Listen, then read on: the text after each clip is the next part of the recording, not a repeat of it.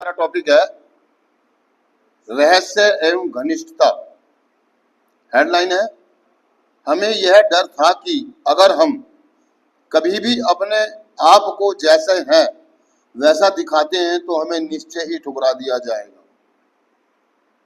आगे है दोस्तों, बिना किसी रुकावट के रिश्तों का होना वह चीज है जहां हम अपनी भावनाओं को पूरे खुलेपन के साथ जाहिर कर सकते हैं और इसकी हम में से बहुतों को चाहत है, लेकिन साथ ही इस तरह की घनिष्ठता की संभावना हमारे अंदर डर पैदा कर देती है।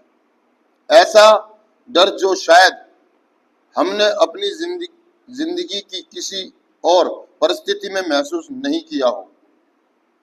अगर हम इस बात पर गौर करते हैं कि वह क्या बात है जिसका भय हमें सता रहा है, तो हम आमतौर से पाते हैं कि हम अपने व्यक्तित्व के किसी न किसी ऐसे पहलू को छिपाने का प्रयास कर रहे हैं जिस पर हम शर्मिंदा हैं।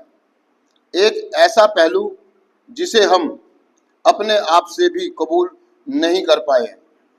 हम नहीं चाहते कि दूसरे हमारे मन के छुपे हमारी असुरक्षा के भाव, हमारे दर्द और हमारे अभाव को जान सकें।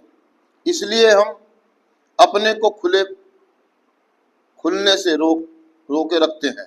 हम ऐसी झूठी कल्पना के जाल में अपने को फंसा लेते हैं कि अगर किसी को हमारे अवगुणों का पता नहीं चलेगा तो वे अवगुण अपने आप दूर हो जाएंगे।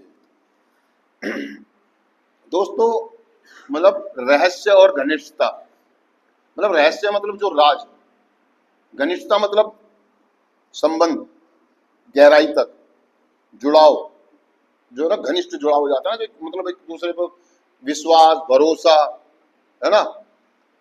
भरोसे की बात कर रहा, विश्वास जो मान लीजिए हम आंख खोल के करते हैं, भरोसा जो हम आंख बंद करके करते हैं। कार्यक्रम में जब हम आते हैं तो हमें मालूम पड़ता है कि हमें अपने राज उजागर करने होंगे, अर्थात हमें शेयरिंग करनी होगी, क्योंकि जो भी व्यक्ति नशा कर आता है या जो नशा करता है उससे कुछ गलतियां, या शायद हमसे कुछ ऐसी गलतियां हुई हैं बचपन में, नादानी में, जाने अनजाने में, ईगो में, जुनून में, गुस्से में, जिद में या डर में, कि जिससे हम शर्मिंदा रहते हैं, यानी कि कुछ ऐसी गलती जिसको हम छुपाना चाहते हैं या हम किसी को बताना नहीं चाहते, है ना।